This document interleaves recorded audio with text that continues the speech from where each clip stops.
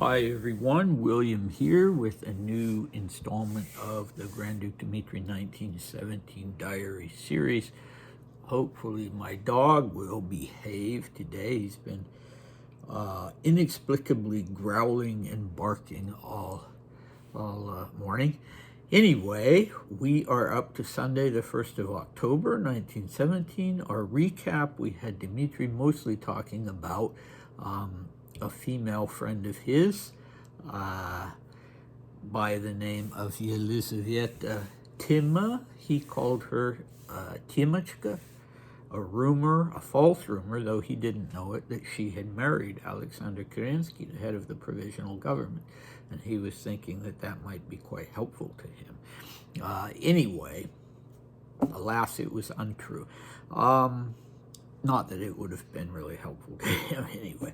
Okay, so let us dive in for today. Here we go. We moved to Tehran, and that same afternoon, Hartmann unexpectedly called me on the phone. He had arrived from Corps headquarters and was stopping for 3 days to see Tehran.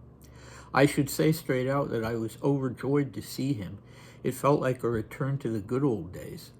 Our old horse guards appeared before my eyes, and speaking of that, Maria Konstantinovna Hartmann recently wrote her husband that after the Kornilov uprising, nothing remains of the horse guards. The last officers who remained in the regiment were driven out by their comrades! Exclamation point. And now there are only cornets and new officers. How sad! Exclamation point. How depressing it is to remember the peacetime life of the regiment. Naturally, poor Hartmann just weeps when he remembers his baby, the regiment that he entered and dedicated his whole life to! Exclamation point. I'll write later about how we spent our time together. And now, before I forget, I'll pass along some news from Petrograd. Linda Ochotnikova has married a hussar called Maretsky. Ignatiev, the husband of Korali, who married Sandro Leuchtenbergsky, has married Princess Gagarina. Aunt Michin's lady-in-waiting, Mimi Ignatieva, is living openly with Pete Polovtsov. S. has married Golitsyn. Dmitri Sheremetyev's beau-fils was murdered by peasants on his estate. He was Vyazemsky, a former Horse Guards officer. Then Maria Konstantinovna Hartmann wrote Boris that apparently Maria has already married Putin. I think that's all. And now I'll say a little about military and political affairs. We hear about them from the newspapers and Reuters. On those topics, every time I write, events have taken a turn for the worse. Now I already have to note with alarm that the Germans have taken the islands of Dago and Azov opposite Reval and Gapsal. Judging from the official information, a large number of German troops took part in this operation along with 8 dreadnoughts. From all this, it is clear that the Germans wish to continue their military action against Petrograd and the coast. The next step will probably be an operation against Gapsal and Reval. It's not at all comforting that Kerensky sent a directive to the Baltic fleet to implore them to stand on their guards and fight. That is how Reuters is reporting it. It's pretty dramatic when the sailors have to be implored to fight while the enemy fleet is already firing at our shores. I can imagine the panic in Petrograd and Finland. The foreign press is full of words of anxiety and fear about our situation, but assures readers that there is no immediate danger to the capital. All this, of course, is hot air, because if the Germans only blank, we, of course, will not be able to oppose them.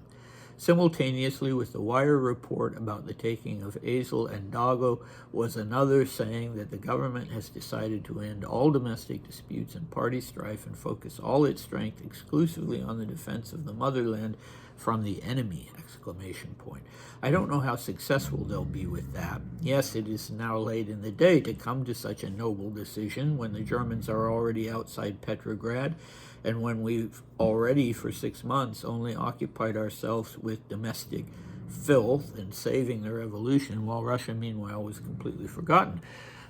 Okay, very informative. I learned about this military action that he's speaking about which I maybe would never have heard of if it hadn't been for our friend Dmitri.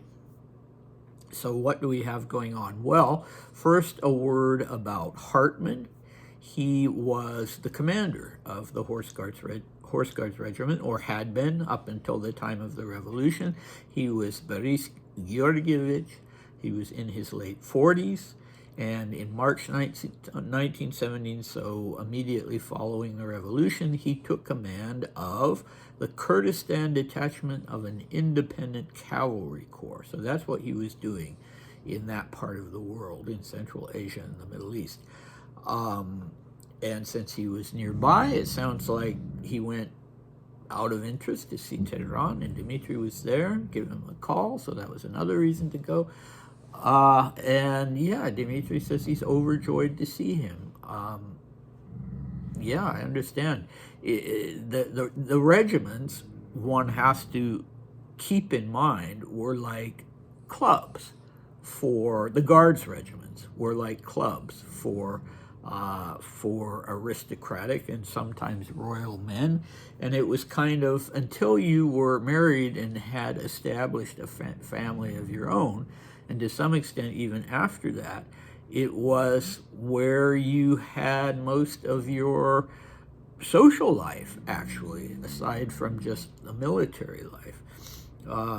And even though the Horse Guards was becoming and would soon be completely defunct, it would still be vitally important to these men in emigration who'd been officers in the regiment. And Dmitri, right up till the time of his death, would be participating, of course, by correspondence at that point, but earlier on directly would be participating in the life of the Horse Guards Association. Hartmann would end up emigrating to Belgium after fighting in the Civil War. And his name, I should say, if you look it up in Russian, if you want to look it up using Cyrillic letters, is in Russian, it's written Gartman. There's no Russian H. So, you know, I've reverted to what obviously it originally was, which is Hartmann. So he was maybe of Baltic German origin, or I don't know, but his wife was from a very prominent aristocratic family in Russia, one of the most important, the Belozerski family. In fact, the palace that Dmitri lived in, that he owned, that he'd inherited from Uncle Sergei, was called the Belozerski Palace because it had originally been built by and belonged to that family. Okay, so Maria Konstantinovna, Hartmann's wife, is back at home. Dmitri doesn't have news from Hartmann directly about what's going on in Russia because Hartmann, too, is based in Central Asia. But the wife has written a letter, and we have this, you know, this rush to get married. I talked about it a little bit yesterday. And it was a known phenomenon that young single people all of a sudden just got married to whoever they were friendly with at the moment. You know, I'm not a sociologist, so I can't really explain that phenomenon. You know, after this cataclysmic event, the future is unclear. They just all decide to get married. I wonder if Dmitri would have ended up getting married if he'd still been in Russia, but I doubt it. He was always going to hold out for a dynastic marriage as long as there was any possibility of, you know, being important in the line of succession. Okay, so I didn't, you know, almost all of these people, well, I think actually all of them appear in Dmitri's later diary entries when they, like him, ended up in exile, many of them in France. But I didn't go through and look them all up. In my diary index, I'll just mention a couple of them. Karali is confusing. There were two Karalis. This was a different Karali, not related to Dmitri's girlfriend. And she left her husband, or they got divorced, and Karali married a member of the imperial family, Sandro Leutenbergsky, and her ex-husband has married Princess Gagarina. I don't know anything about that. I just wanted to make it clear that this wasn't Dmitri's Karali. And then Mimi Ignatieva, who will be a real fixture in the diaries from at least 1920, 1921. And she was married to a close friend of Dmitri and sort of a mentor, Pete Polovtsov. But interestingly, they weren't married yet because apparently, at least from what Mrs. Hartmann is saying, they were living openly, she says. Well, one could do this sort of thing at the moment. All the rules had kind of been suspended. Interesting note about Dmitri Sheremetyev, that his son-in-law was murdered by peasants on his estate, so things were dangerous.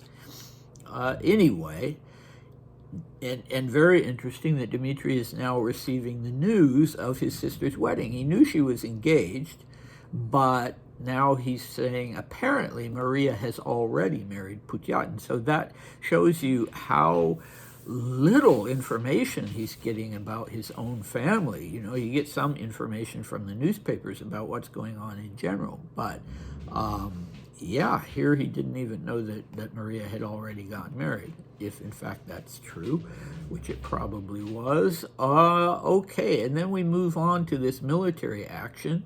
It was called Operation Albion, which I don't understand, because Albion, as I understand it, is a word for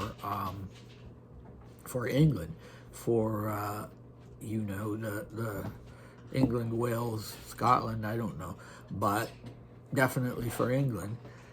And so why would that be used by the Germans in this particular operation? So these were Estonian islands, and they had sort of a commanding position within the Baltic, and so they, you know, were an obstacle if you were going to go in by sea and go through Finland and take Petrograd.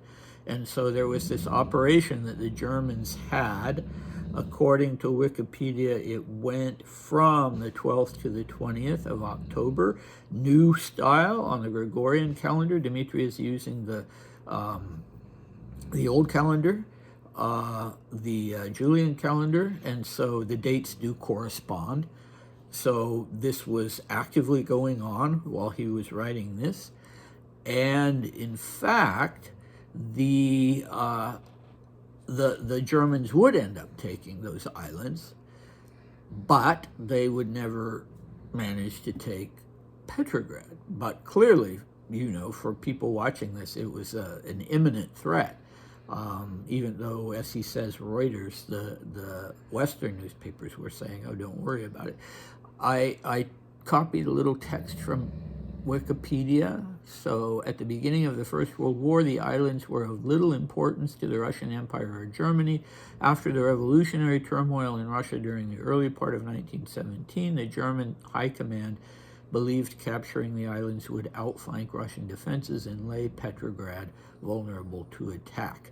Okay, so Dmitri is struck by the use of the word imploring in Kerensky's directive. And it's interesting that he puts Kerensky's directive in English, a directive that was clearly given in Russian, but Dmitri got his news from Reuters, so it had been translated into English to implore them to stand on their guards and fight. Dmitri spells guards G-A-R-D-S. Anyway, to implore them, that captures his attention. How could it be that the head of state is imploring the Navy to fight? He should just be telling them to fight. Yeah, I don't know. I think maybe he's overemphasizing that, but I see what he means. At this point, it's basically voluntary. You could get away with just deserting, just leaving, or saying, no, we're staying together as a unit, but we're not going to fight. We're in charge now. Okay, so I wonder if at the end, when he says Russia was completely forgotten for these 6 months, if he's feeling a little bit forgotten himself. But anyway, what he's talking about, this very interesting operation, I'm glad to know about it. And what do we have next time? Well, he said he was going to write about military and political activity, and he's written about the military activity. So now we're moving on to the political activity. So next time we'll have him, relaying the political news, some of it based on bizarre rumors, not bizarre, but bazaar, Bazaar, so the rumors that were circulating in the bazaars in Tehran. And he will respond to a picture that's been published in newspapers of Nicholas in captivity. You've all seen it. I'll try to use that photograph for the thumbnail. And what he thinks on this first occasion of seeing a photograph of Nicholas post-revolutionary. So that's interesting. I'll just point out that if you want to read anything about the naval operations, have a look at the book by the memoirs of Semyon Semyonich Fabritsky, who was a naval officer, a member of the imperial suite, close to Nicholas, and in fact was given the task, not long before the revolution, of forming Russia's first unit of Marines to protect the coast and the islands. So I can't remember. It's been so long since I've read the book. I actually translated it. So the English language edition is my work in the extent that I was the translator. I think you can still find it on Amazon, although it's out of print at the moment.